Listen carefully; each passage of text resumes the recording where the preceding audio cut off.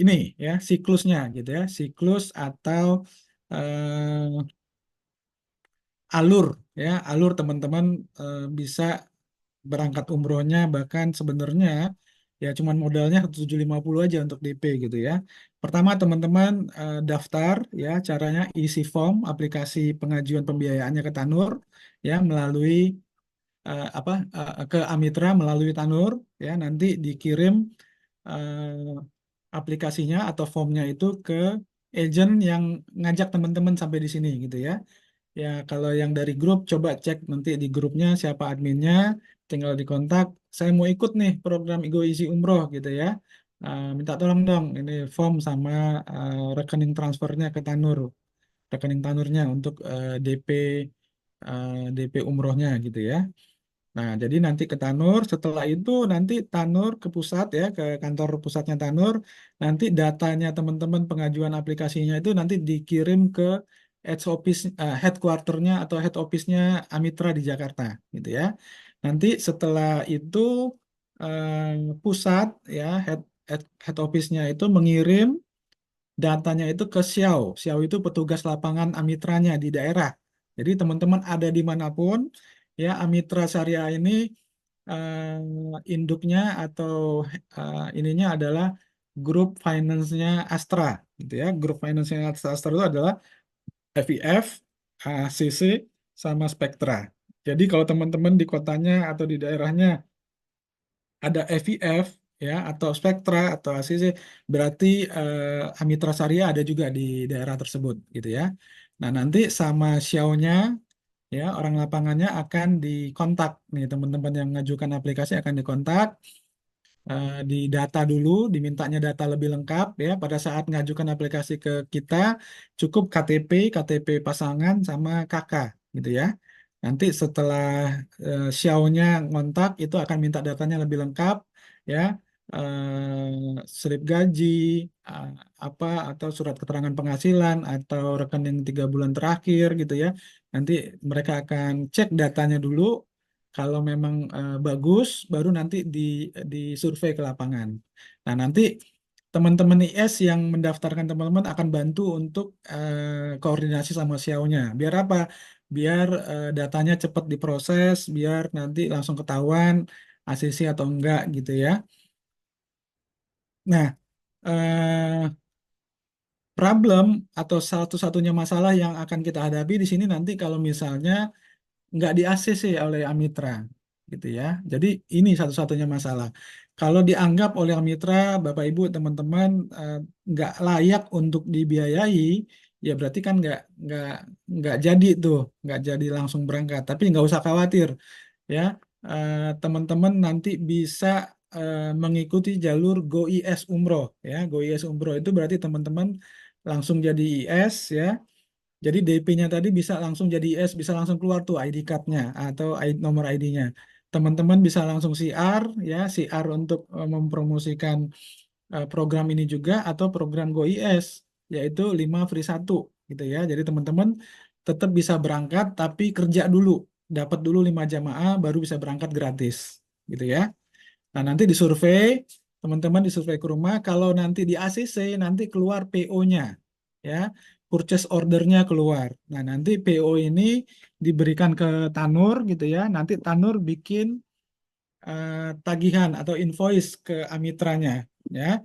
Jadi Tanur bikin tagihan invoice ke Amitranya, nanti baru Amitranya akan bayar senilai paket akan beli nilai paket umrohnya itu ke Tanur, gitu ya. Jadi ini prosesnya, eh, jadi teman-teman dengan Amitra itu akadnya adalah jual beli, ya. Jadi beli bukan minjem gitu ya. Jadi akadnya akad syariah, akad beli. Jadi Tanur menjual paket umroh yang akan teman-teman berangkat itu kepada Amitra, Amitra beli cash gitu ya. Nanti teman-teman akan cicil sesuai dengan pilihan tenor yang dipilih gitu ya. Mau 12 bulan, mau 36, mau 24 bulan atau 36 bulan gitu ya. Seperti itu akadnya. Jadi akadnya jual beli. Nah, nanti teman-teman setelah di ACC, teman-teman ikut belajar sama kita, ya kita ada pembelajaran rutin, ya ada Zoom edukasinya juga setiap pekan. Ada juga banyak sudah rekaman-rekamannya, nanti bisa dipelajarin. Dan kita juga nanti ada kopdar offline-nya, jadi belajar langsung tatap muka. Ya kalau offline mungkin masih di sekitaran Jabodetabek dulu. Nah, terus akhirnya teman-teman bisa mendapatkan jamaah juga, gitu ya.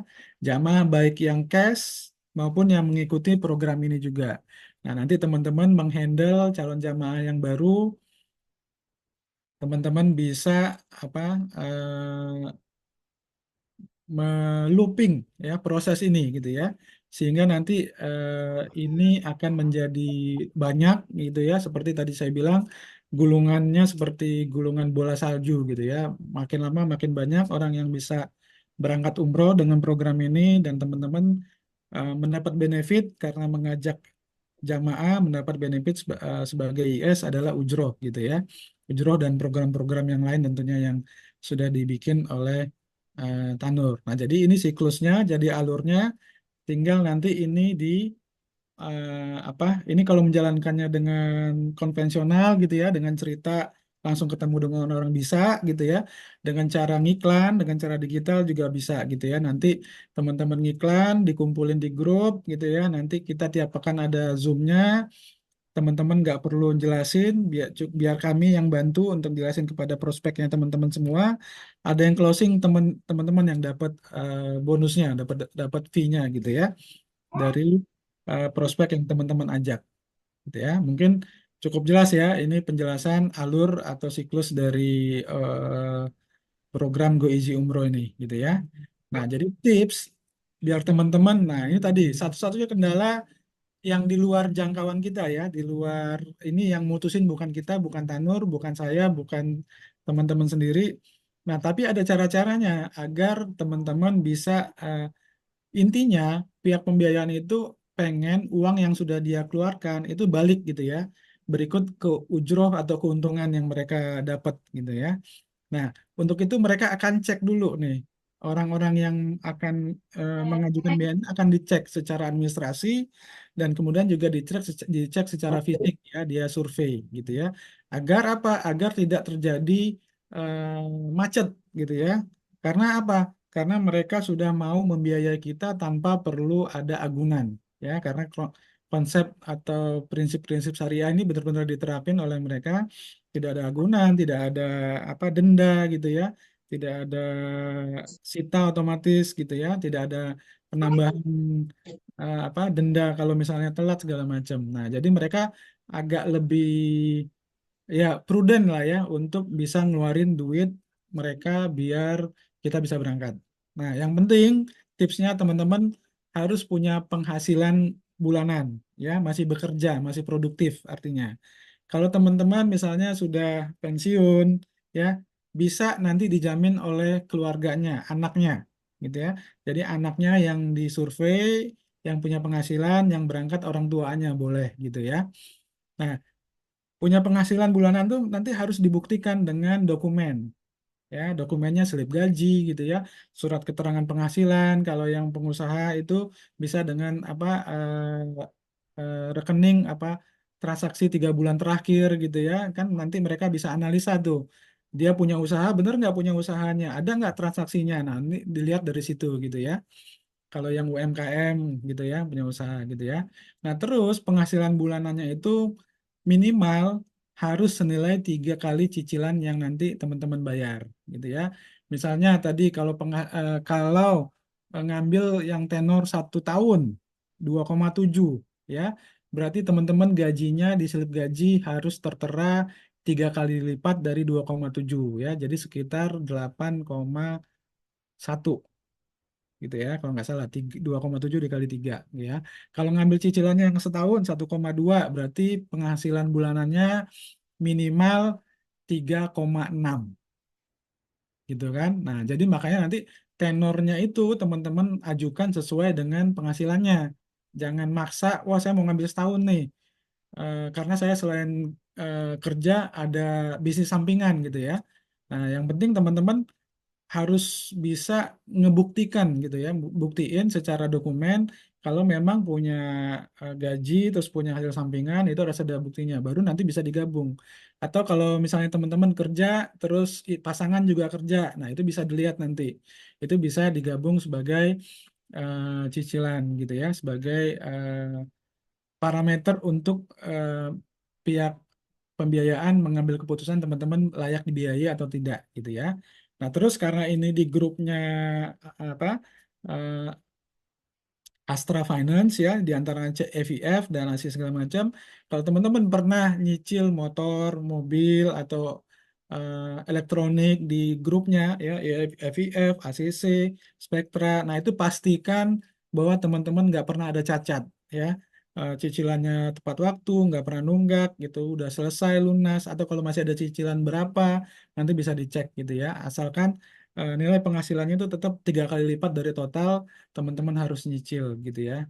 Nah, kalau hal ini gitu ya, hal ini teman-teman rasanya oh sayanya kayaknya nggak bisa nih kalau ini ya udah jangan dipaksakan gitu ya karena nanti percuma juga akhirnya di apa aplikasinya di drop gitu ya, nggak di ACC gitu ya. Nah, jadi teman-teman tipsnya agar eh, bisa di-approve, teman-teman bisa berangkat dulu, baru belakangan bayarnya. Ini diperhatikan tips ini. Nanti mungkin juga teman-teman S akan ngasih semacam kuesioner ya nanti yang diisi. Jadi jangan sampai sia-sia pengajuan pembiayaan kita gitu ya, karena nanti pernah kejadian gitu ya. Pernah kejadian ternyata pada saat disurvei akhirnya dilolosin gitu ya, dilolosin sama Xiao-nya boleh ini ikut. Tapi karena dilihat datanya penghasilannya kurang meyakinkan, akhirnya diminta tambah DP-nya. Yang seharusnya 20% gitu ya, yang mana sudah kita subsidi dan ini diminta ditambah nih karena dilihat datanya masih kurang sempurna gitu ya. Nah, kalau memang teman-teman mau seperti itu juga nggak apa-apa. Misalnya tadi harusnya DP 20%, akhirnya jadi 30%, jadi akhirnya teman-teman nambah DP-nya. Nggak jadi 1.750, mungkin jadinya 3 juta atau 4 juta. Jadi teman-teman tambah DP lagi gitu ya. Nah, ini tipsnya agar teman-teman bisa melolos di cek apa pembiayaan.